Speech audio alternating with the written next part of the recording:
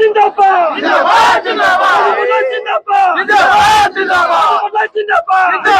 জিন্দাবাদ জিন্দাবাদ জিন্দাবাদ জিন্দাবাদ রাহুল গান্ধী জিন্দাবাদ জিন্দাবাদ জিন্দাবাদ জিন্দাবাদ জিন্দাবাদ জিন্দাবাদ এই বিজেপিৰ নেতা হিমন্ত বিশ্ব শৰ্মা জাতীয় লোকসকলে যি ধৰণে কংগ্ৰেছ দলৰ ওপৰত অপবাদ দিছিলে অপব্যাখ্যা কৰিছিলে এইবাৰ 2024 নিৰ্বাচনত কি উজনি কি নামনি কি সংখ্যাগুৰু কি সংখ্যালঘু কি বিভিন্ন ভাষা ভাষী ধৰ্ম জাতি জনগোষ্ঠীৰ মানুহে একেলগে বৰ সুস্পষ্টভাৱে জনাদেশ দিলে এই জনাদেশে আজিৰে পৰা অসমৰ ৰাজনীতিত এই ধৰ্মীয় মেৰুকৰণৰ যিটো তেওঁলোকে বিষ-বাষ্প ছটিওৱা মানুহৰ নিজৰ মানুহখিনিকে ধৰ্ম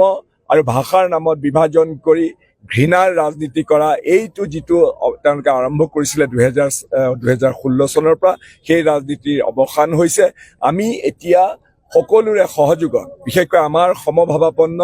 সমগোত্ৰীয় যিবিলাক আঞ্চলিক দল আছে তেওঁলোকৰ সহযোগত আমি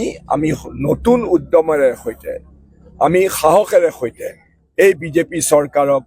অপসাৰণ কৰি 2026ত কংগ্ৰেছ নেতৃত্বাধীন চৰকাৰ গঠন কৰাৰ যাত্ৰা আজিৰে পৰা আমি আৰম্ভ কৰিলো এই বিজেপিৰ নেতা হিমন্ত বিশ্ব শৰ্মা জাতীয় লোকসকলে যি ধৰণে কংগ্ৰেছ দলৰ ওপৰত অপবাদ দিছিলে অপব্যাখ্যা কৰিছিলে এইবাৰ 2024 নিৰ্বাচনত কি উজনি কি নামনি কি সংখ্যাগুৰু কি সংখ্যালঘু কি বিভিন্ন ভাষা ভাষী ধৰ্ম জাতি জনগোষ্ঠীৰ মানুহে একেলগে বৰ সুস্পষ্টভাৱে জনাদেশ দিলে এই জনাদেশে আজিৰে পৰা অসমৰ ৰাজনীতিত এই ধৰ্মীয় মেৰুকৰণৰ যিটো তেওঁলোকে বিষ-বাষ্প ছটিওৱা মানুহৰ নিজৰ মানুহখিনিকে ধৰ্ম আৰু ভাষাৰ নামত বিভাজন কৰি ঘৃণাৰ ৰাজনীতি কৰা এইটো যিটো তেওঁলোকে আৰম্ভ কৰিছিলে 2016 চনৰ পৰা সেই ৰাজনীতিৰ অৱসান হৈছে আমি এতিয়া সকলোৰে সহযোগত বিশেষকৈ আমাৰ সমভাৱাপন্ন সমগোত্ৰীয় যিবিলাক আঞ্চলিক দল আছে তেওঁলোকৰ সহযোগত আমি নতুন উদ্যমেৰে সৈতে আমি সাহসেৰে সৈতে এই বিজেপি চৰকাৰক অপসাৰণ কৰি 2026ত কংগ্ৰেছ নেতৃত্বাধীন চৰকাৰ গঠন কৰাৰ যাত্ৰা আজিৰে পৰা আমি আৰম্ভ কৰিলো